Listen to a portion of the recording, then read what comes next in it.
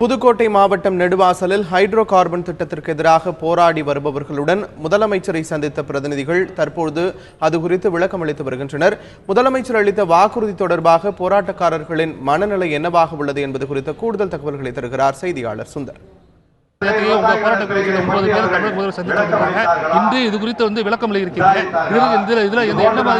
முடிவு எடுக்கப்படுகிறது.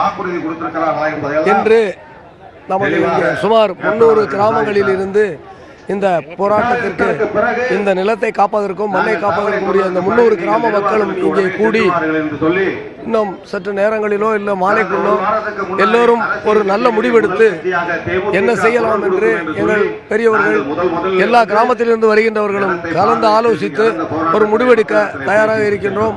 இந்த போராட்டத்தை ஒரு நல்ல முடிவெடுக்கும் வரை எங்களுக்கு எந்த விதமான இடையூறுகளும் செய்யாமல் நாங்கள் முடிவெடுத்து அரசு சொல்லியதை மதிக்கின்ற அளவிற்கு எங்களுக்கு பாதுகாப்பு தந்து இந்த திட்டத்தை எதிர்ப்பதற்கு எங்களோடு தமிழக அரசு உறுதுணையாக இருந்து இந்த பகுதியிலே வாழுகின்ற ஏழை எளிய விவசாயிகள், விவசாயத்தையே நம்பி வாழுகின்றவர்கள், வேறு ஒன்றும் எங்களுக்கு தெரியாது.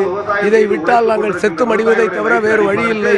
ஆகையால் தமிழக அரசு முழுமையாக இதில் செயல்பட்டு உழவு தொழில் செய்கின்ற மக்களை காப்பாற்ற வேண்டும் என்று கேட்டு நல்ல முடிவு